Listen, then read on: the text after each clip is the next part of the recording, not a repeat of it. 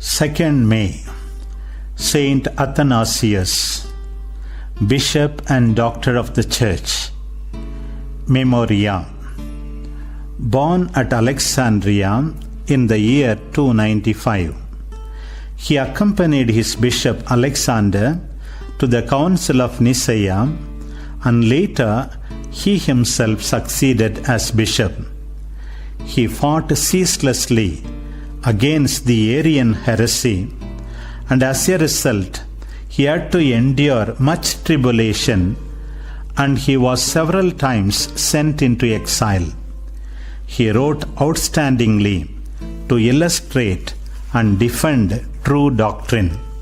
He died in the year 373. A reading from the Discourses of Saint Athanasius on the Incarnation of the Word.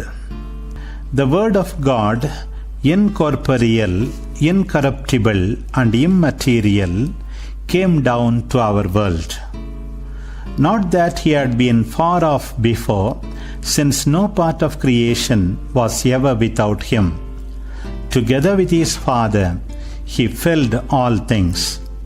He came to us full of love for us and showed himself to us openly.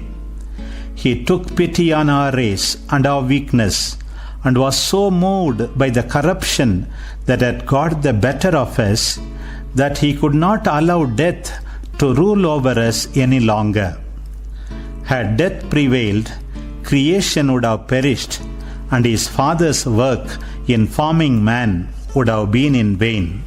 Because he did not wish merely to be in a body, or simply to be an apparition, he took to himself a nature which was no different from ours.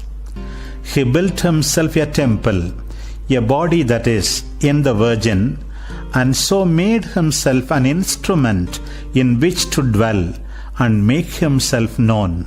In this way, he took from us a body like our own, and since all men are subject to the corruption of death, he surrendered his body to death for all and offered it to the Father lovingly for our sake.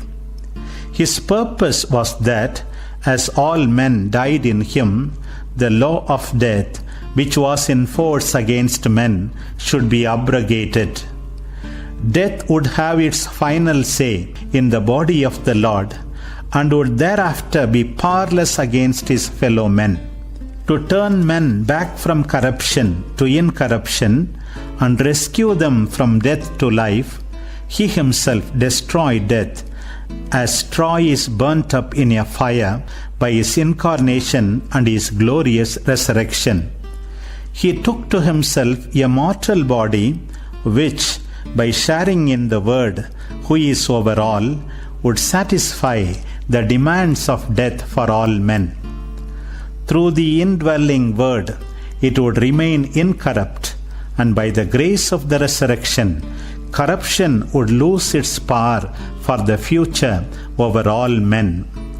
He surrendered his body to death as a sacrifice, a victim without blemish, and by offering his own body, he immediately drove death away from us. So the Word of God, who is above all, offered his own temple, his body, for the life of all, and by his death paid the debt that was due. United to us all by the human body that was his, the incorruptible Son of God clothed us all with incorruptibility by the promise of the resurrection. Even the corruption of death has no longer any power against men, because of the Word who dwelt among them in one body.